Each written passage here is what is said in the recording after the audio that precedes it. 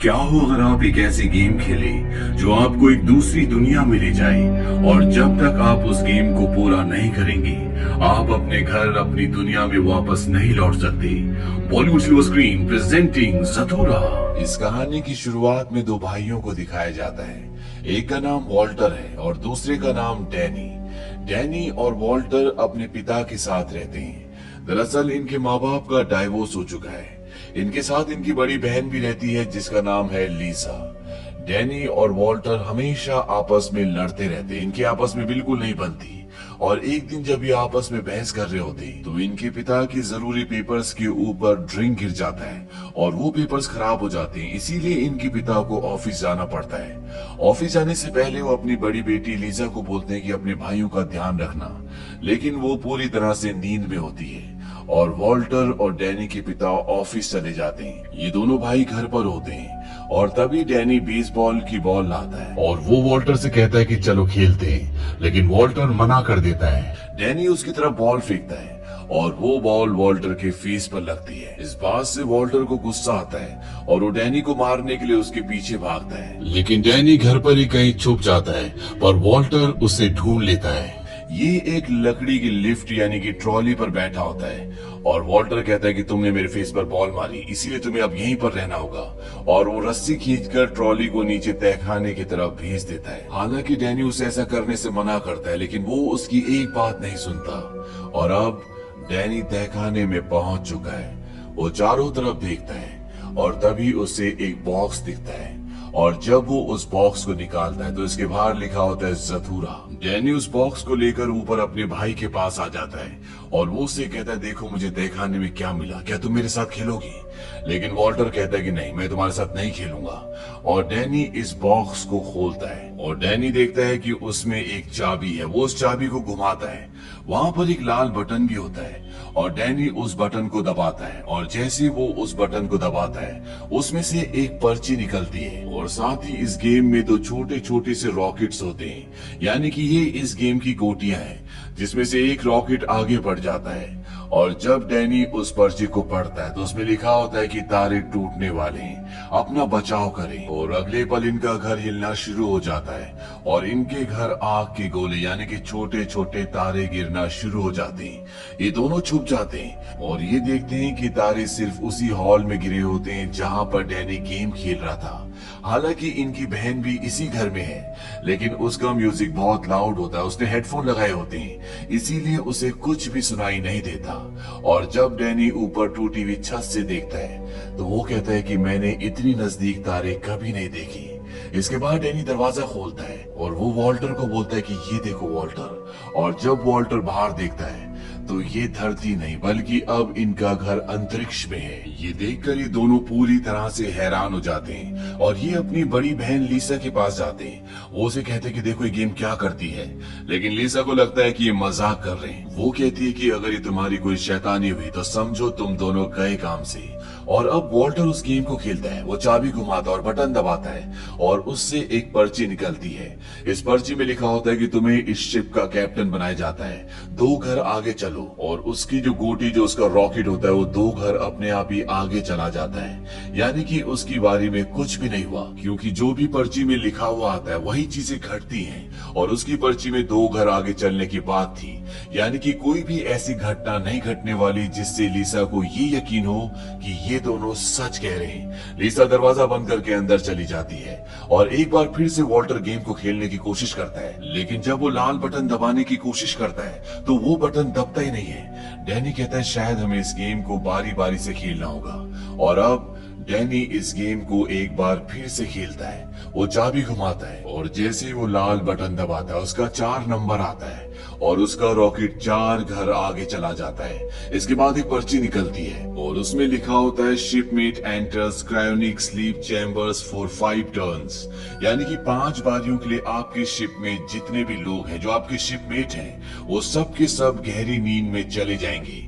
इस गेम के अनुसार इनका घर एक शिप है और इनके शिप में इनका शिपमेट इनकी बहन है जो कि वॉशरूम के अंदर है। और तभी वॉशरूम के दरवाजे से धुआं निकलना शुरू हो जाता है। दरअसल ये ठंड का धुआं होता है और जब ये दोनों अंदर जाते हैं तो ये देखते हैं कि इनकी बहन पूरी तरह से जम चुकी है, यानी कि अगली 5 बारियों तक वो ऐसी रहेगी। इसके बाद ये वापस आते हैं और वॉल्टर कहता है कि हमें इस गेम के रूल्स पढ़ने होंगे और वॉल्टर रूल्स पढ़ता है। उसमें लिखा होता है कि ज़थूरा कमजोर दिल वालों के लिए नहीं है। एक बार इस खेल को शुरू कर दिया तो अंत तक पहुंचना ही होगा और अंत में सब कुछ ठीक हो जाएगा। और वॉल्टर अपने भाई को बोलता है कि हमें इस गेम को खेलना ही होगा और एक बार फिर ये इस गेम को खेलना शुरू करते हैं। वॉल्टर जब चलता है तो उसका 8 नंबर आता है और उसका रॉकेट 8 घर आगे बढ़ जाता है और तभी एक पर्ची निकलती है। इसमें लिखा होता है योर रोबोट इज डिफेक्टिव और तभी यहाँ पर एक छोटा सा रोबोट होता है। वॉल्टर से कहता है जाओ मेरे लिए एक जूस लेकर आओ। उसका छोटा भाई डैनी कहता है कि उसे ऐसे मत बोलो, उसे गुस्सा आ जाएगा। वॉल्टर कहता है ये सिर्फ 3 इंच का है, इसे क्या गुस्सा आएगा।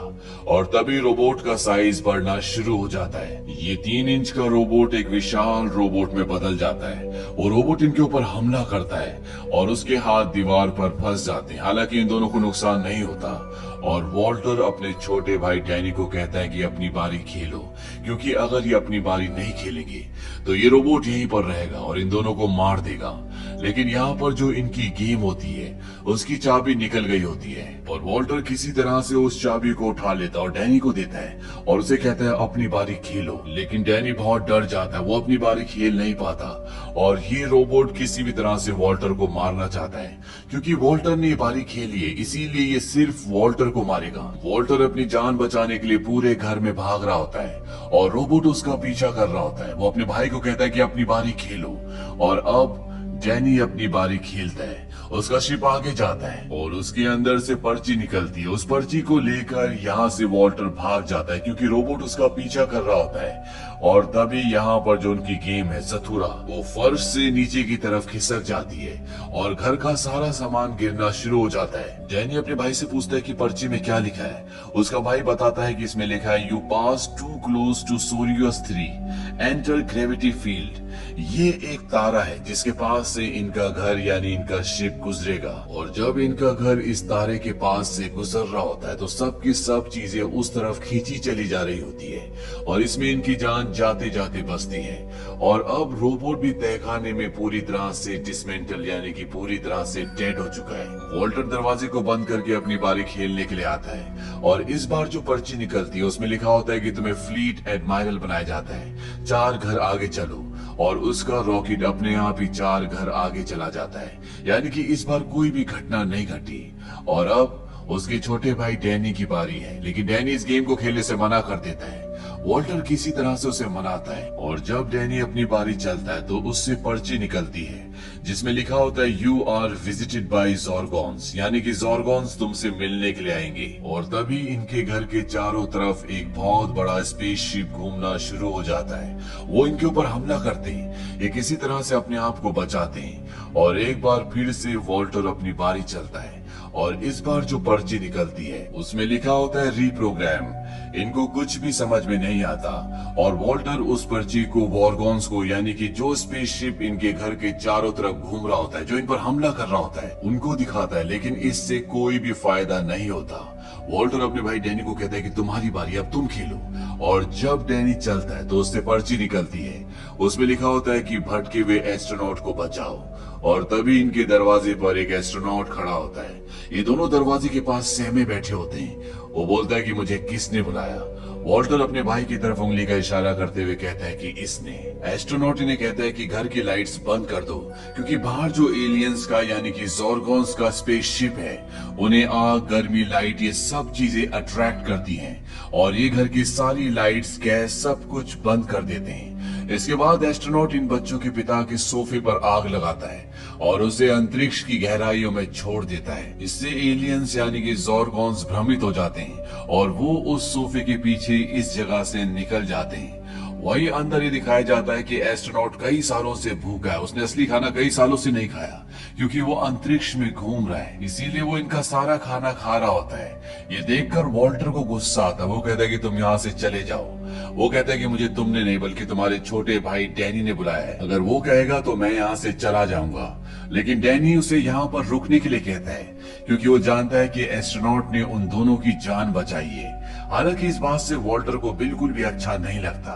और अब ये तीनों के तीनों एक बार फिर से जथूरा यानी कि उस गेम के सामने बैठ जाते हैं। और जब वॉल्टर गेम को देखता है तो वो अपने भाई डैनी से कहता है कि तुमने चीटिंग की है, क्योंकि मेरा शिप, मेरी गोटी तुमसे आगे थी और अब वो पीछे है। और वो अपने शिप को आगे कर देता है और तभी एक पर्ची निकलती है, उसमें लिखा होता है कि तुमने चीटिंग की, और ये वॉल्टर के बारे में लिखा होता है। और अगले पल जो ऊपर छत टूटी होती है वो इससे बाहर जाने लगता है, यानी कि उसे इस घर से निकाला जा रहा है। और जब वो अंतरिक्ष में उड़ जाता है तो एस्ट्रोनॉट अपना सूट पहनकर उसे वापस ले आता है और इस तरह से वॉल्टर की जान बच जाती है।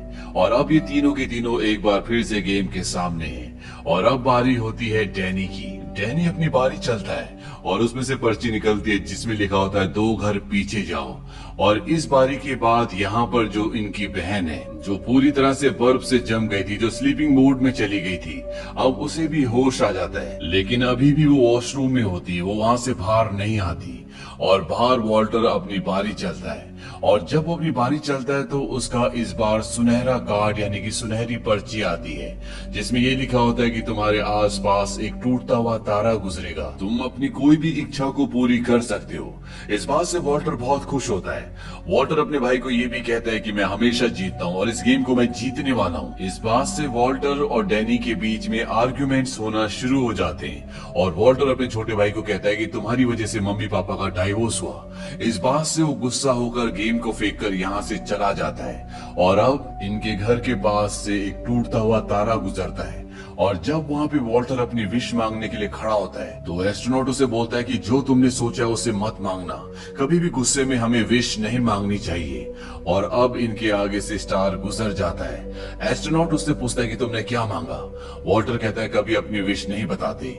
और इसके बाद एस्ट्रोनॉट ऊपर की तरफ भागता है जहाँ पर डैनी है, लेकिन डैनी उसे कहीं भी नहीं दिखता। और तभी पीछे से वॉल्टर आ जाता है। वॉल्टर कहता है कि स्टार ने कमाल कर दिया। एस्ट्रोनॉट उसे गुस्से से कहता है तुम तो यही चाहते थे ना, अब हमेशा के लिए इसी अंतरिक्ष में फंसे रहो। तभी नीचे से डैनी की आवाज आती है जो वहां पर छुपा होता है। वो कहता है मेरे भाई को डांटिए मत। ये देखकर एस्ट्रोनॉट चौंक जाता है और वो वॉल्टर से पूछता है तुमने स्टार से क्या मांगा था। वो कहता है ये फुटबॉल जिस पर मेरे फेवरेट प्लेयर का ऑटोग्राफ भी है। डैनी उसे कहता है तुम ये भी तो मांग सकते थे कि इस गेम को खत्म कर दो। वॉल्टर कहता है कि एस्ट्रोनॉट मेरे पीछे से चिल्ला रहा था, इसीलिए मुझे कुछ भी समझ में नहीं आया और मैंने ये मांग लिया। डैनी उससे पूछता है कि तुम चिल्ला क्यों रहे थे। और अब एस्ट्रोनॉट बताता है कि ये गेम मैं पहले भी खेल चुका हूँ, आज से 15 साल पहले अपने भाई के साथ। हम दोनों के बीच में ऐसी लड़ाई हो रही थी जैसे तुम दोनों के बीच में होती है। और मैं जब उस जगह पहुंचा जहां अभी अभी वॉल्टर पहुंचा था, यानी सितारे वाली जगह, तो मैंने सितारे से मांगा कि काश मेरा भाई कभी पैदा ही ना हुआ होता। और जब मैं वापस आया तो मेरा भाई वहां पर नहीं था। मैंने सोचा मैं गेम को खेलकर वापस सितारे वाली जगह पर आकर सब कुछ ठीक कर दूंगा, लेकिन जब मैंने खेल को खेलना चाहा तो ये गेम रुक चुका था, क्योंकि अब बारी मेरी नहीं बल्कि मेरे भाई की थी। वॉल्टर उन दोनों को समझाता और कहता है कि कोई भी खेल हम अकेले नहीं खेल सकते। अब हम वापस जाएंगे और इस खेल को एक ही बार में पूरी तरह से खत्म कर देंगे। लेकिन इससे पहले कि ये तीनों के तीनों गेम को एक बार फिर से शुरू करते, यहाँ पर वो एलियंस के शिप दोबारा आ जाते और जिस कमरे के हिस्से में इन्होंने अपनी गेम को रखा होता है वो पूरा का पूरा हिस्सा ही गायब होता है। यानी उस एलियन शिप ने इस पूरे के पूरे हिस्से को निगल लिया। वो यहाँ से जा चुके होते हैं, लेकिन एस्ट्रोनॉट कहता है कि हमें वो गेम किसी भी हालत में हासिल करनी होगी, इसीलिए घर में आग लगा देते हैं, क्योंकि एलियंस को आग अट्रैक्ट करती है। वही वॉशरूम में इनकी बड़ी बहन लीसा को दिखाया जाता है। वो ड्रायर से अपने बाल को सुखा रही होती है, तभी उसे धुएं की जलने की स्मेल आती है। और जब वो बाहर आती है तो वो ये देखकर हैरान हो जाती है कि उसके भाइयों ने यहाँ पर आग लगा रखी है। हालांकि वो आग को बुझा देती है, लेकिन यहाँ पर लीसा के दोनों भाई उसे जिंदा देखकर, ठीक ठाक देखकर खुश हो जाते हैं। और तभी एस्ट्रोनॉट भी यहाँ पर आ जाता है। लीसा को कुछ भी समझ नहीं आता कि यहाँ पर क्या हो रहा है। और अब एलियन शिप भी यहाँ पर आ चुके हैं। उन्होंने इनके घर को पूरी तरह से घेर लिया है। एस्ट्रोनॉट कहता है कि जब एलियंस यहाँ अंदर आएंगे तो मैं उनके शिप में जाकर अपनी गेम को वापस ले आऊंगा, क्योंकि इनकी गेम अब शिप के अंदर है। और अगर इन्होंने जल्द से जल्द इस गेम को खत्म नहीं किया तो ये सब के सब मारे जाएंगे, क्योंकि नीचे तहखाने में अभी भी रोबोट है जो अपने आप को रिपेयर कर रहा है और नीचे बहुत सारे एलियंस हैं।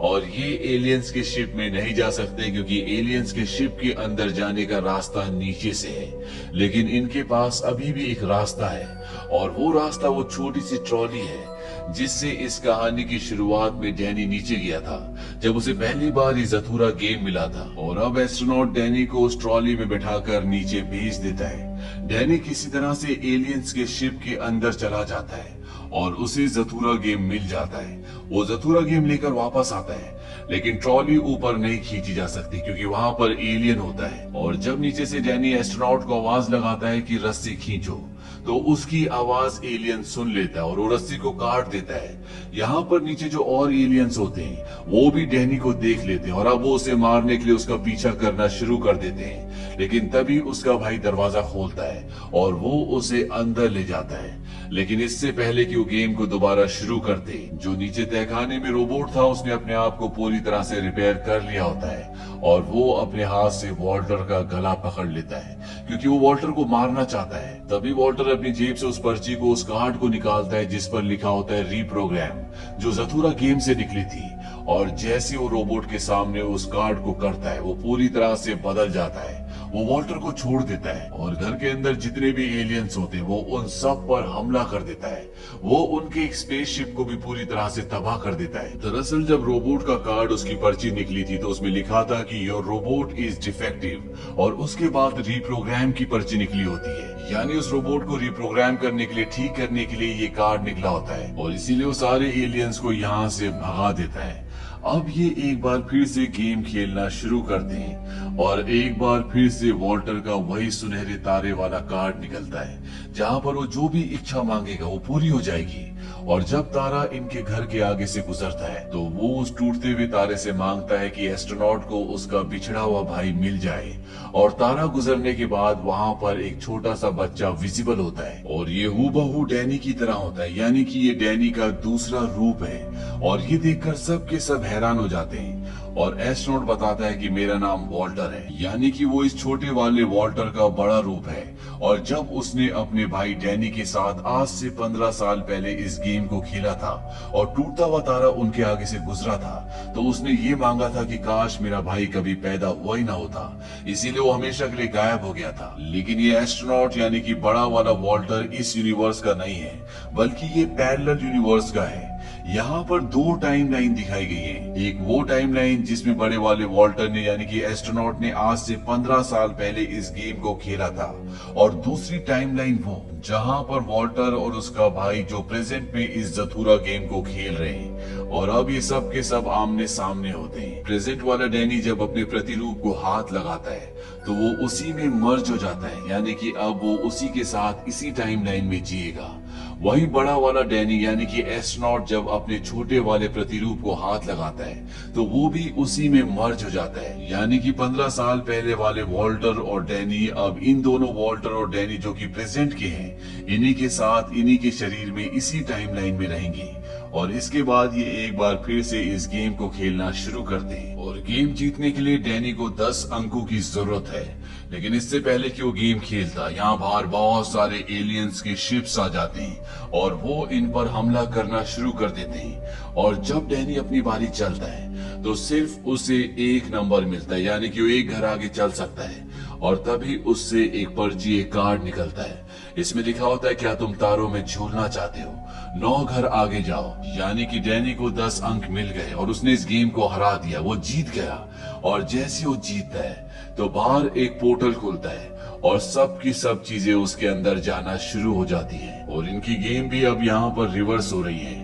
बाहर जो पोर्टल खुला है सबसे पहले उसके अंदर इनकी बहन लीसा जाती है, उसके बाद वॉल्टर और सारे एलियन शिप्स और अंत में उसके अंदर डैनी भी चला जाता है। और जब डैनी अपनी आंखें खोलता है तो वो अपने घर पर होता है और इनका घर एक बार फिर से ज्यों का त्यों हो गया होता है, यानी कि इनके घर में एक किताब भी कहीं से नहीं हिली। जैसी चीजें पहले थी सब कुछ वैसी हो चुकी है। और इस खेल को खेलने के बाद वॉल्टर और डैनी जो हमेशा लड़ते रहते थे, जो आपस में कभी भी अच्छे से बात नहीं करते थे, अब वो भी एक दूसरे से प्यार करते हैं, एक दूसरे के साथ खेलते हैं। और ये तीनों भाई बहन अपने मॉम और डैड को कभी भी इसके बारे में कुछ भी नहीं बताते। और इसी के साथ ये कहानी, ये फिल्म यहीं पर खत्म हो जाती है। ये फिल्म सन 2005 में रिलीज हुई थी। IMDb पर इस फिल्म की रेटिंग है 6.2। उम्मीद करते हैं कि ये कहानी आपको पसंद आई होगी।